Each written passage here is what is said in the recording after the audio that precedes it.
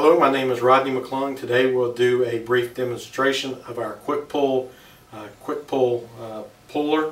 The kit consists of a modified key that goes into the keyway for your popular knobbing key removals. The body slides over the threaded shaft. Wing knob tightens. Being careful, do not let the body rotate. Firm, even pressure. Tighten the wing knob. The knob will remove.